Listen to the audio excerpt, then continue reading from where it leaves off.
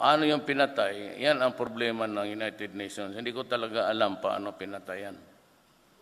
But what I know is that almost to date, 1,000.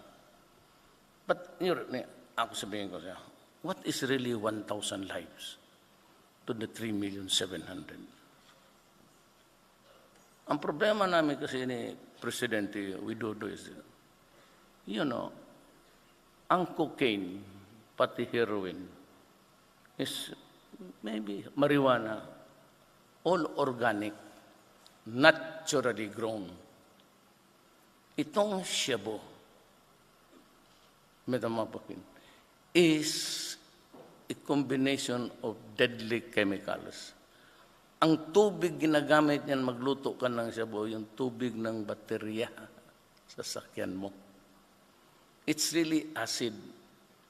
Sabi ng forensics ng Amerika, hindi atin, 6 months to 1 year, it will shrink your brain, and therefore, rehabilitation is no longer viable. So what am I supposed to do with this crazy zombies running loose? That is why the most heinous crime, nakita niyo tayong kaedad ko, wala, marijuana. But when shabu came in, the most heinous crime, the heinous crime of all crimes, mag-rape ng 1-year-old na bata, mag-rape ng nanay niya, lula niya, patay niya, tatay niya.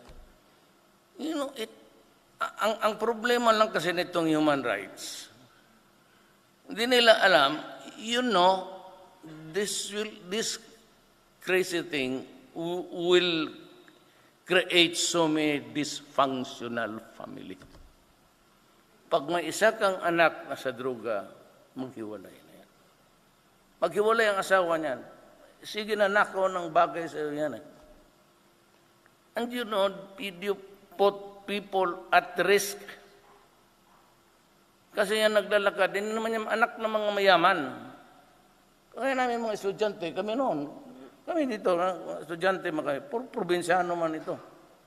Except Sunny, maybe, but kami, lakad kami.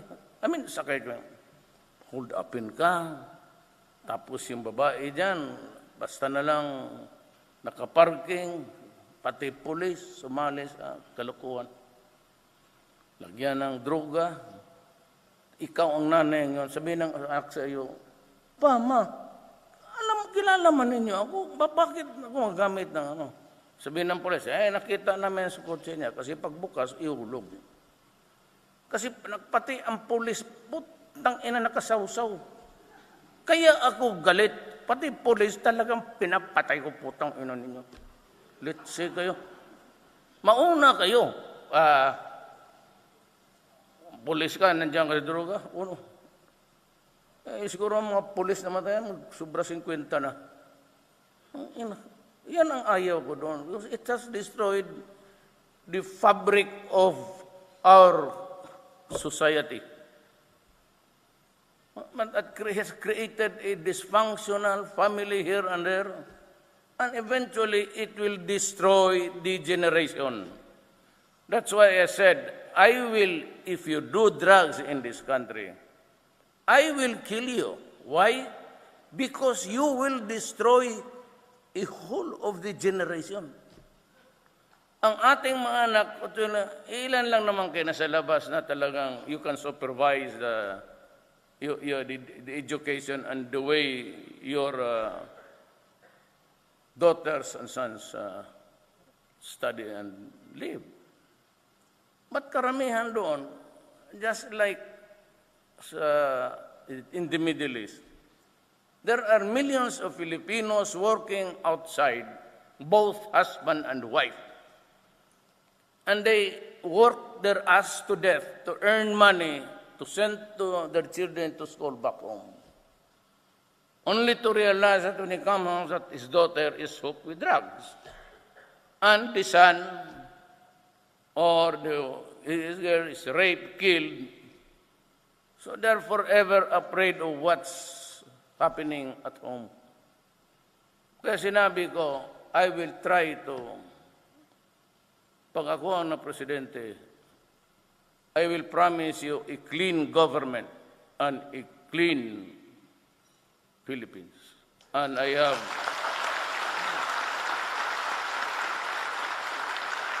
have 6 years to do it.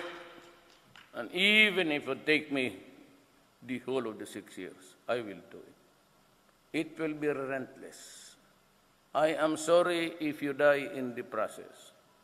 But all you have to do, my advice, is very simple. Stop. And if your son or daughter is already crazy with a shrunk brain, my advice to you is spending the completion of the rehab centers which you are really trying to build now. Next year, meron na, because we are preparing the budget now. The next year, when it is in operation, I will have the money to build for the 3,600,000 drug addicts of our country. Now, China is helping us. I would like to thank China for being so generous to us. And I would like to thank President Widodo for understanding, and I'm here to get an agreement with him because there is so much piracy in the seas, in the high seas between Malaysia, Philippines, and Indonesia. Maybe I will have even just a memorandum of a note verbal where we can agree that hot pursuit, those pirates that are being chased out of the territorial waters of Indonesia and in the high seas and in towards the jurisdictional waters of the Philippines, they can they have the right to go in. So when the chase is started, and even, well, in the high seas, the rule sa international water is this. If you are a pirate, you can be arrested by any nation because piracy or piracy is a crime against humanity. But this time we make it clear that if the chase began in Indonesia here, then crosses the chase continues in the international waters, and if they are really fast enough also inside now the Philippine waters, they can go ahead and blast them off. That's the agreement. Pasabugin mo lahat.